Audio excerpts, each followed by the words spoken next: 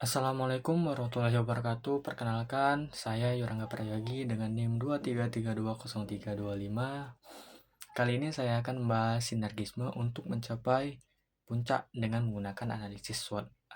Guna untuk memenuhi salah satu tugas mata kuliah saya yang diampu oleh Ibu Tri Mulia Francisca, SI, PMSI.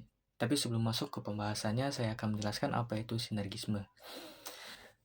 Jadi, sinergisme berasal dari kata sinergi yang berarti kerjasama antara dua pihak atau lebih yang menghasilkan sesuatu yang lebih besar dibandingkan jika mereka bekerja secara terpisah. Dalam bahasa Inggris dikenal dengan istilah sinergi.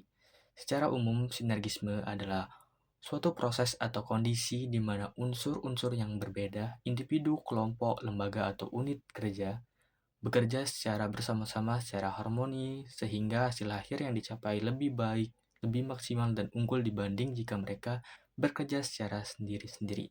Lanjut untuk pembahasannya yaitu analisis SWOT. Yang pertama adalah kekuatan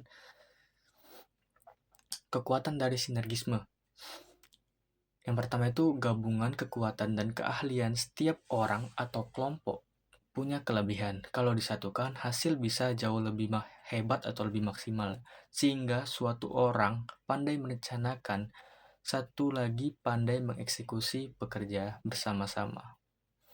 Yang kedua ada efisien, meningkatkan tugas dibanding sesuai kemampuan. Orang tidak harus mempekerjakan semua sendiri.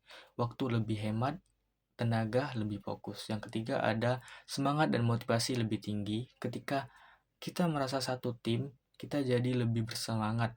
Dan karena tahu kita tidak sendirian, itu yang meningkatkan kinerja tim kita. Terus lanjut yang kedua ada kelemahan. Kelemahan sini itu ada 3 juga, sama seperti yang di atas. Yang pertama itu komunikasi tidak lancar.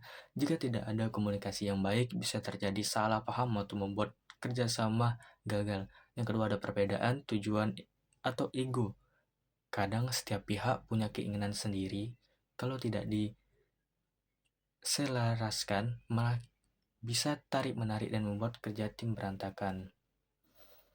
Terus yang terakhir ada koordinasi, lebih rumit, makin banyak orang yang terlibat, makin sulit mengatur waktu dan diskusinya, serta pembagian tugasnya. Terus lanjut yang ketiga ada peluang.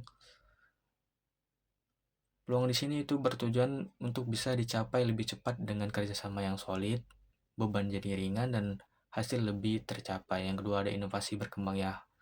Kolaborasi membuat peluang untuk mencoba hal baru, karena ada banyak ide dan perspektif berbeda. Yang kedua ada kemampuan beradaptasi, lebih kuat tim yang bekerja sama dengan baik, lebih mudah menyesuaikan diri saat ada tantangan atau perubahan. Terus lanjut yang terakhir ada ancaman. Ancaman di sini yang pertama adalah konflik internal. Perbedaan pendapat bisa berkembang jadi konflik atau kalau tidak ada pemimpin atau aturan yang adil, bisa menjadi konflik internal. Yang kedua ada persaingan. Persaingan tidak sehat. Kalau ada yang ingin memonopoli sendiri, bisa merusak kerjasama.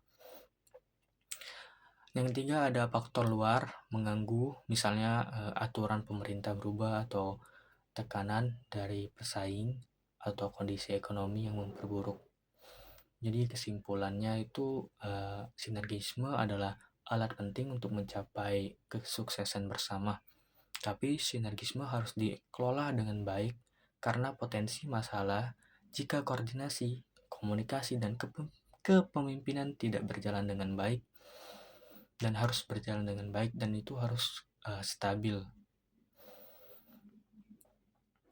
Analisis SWOT membantu kita melihat kekuatan yang harus dimaksimalkan, kelemahan dan perlu diperbaiki, peluang yang harus diraih, dan ancaman yang harus diwaspadai.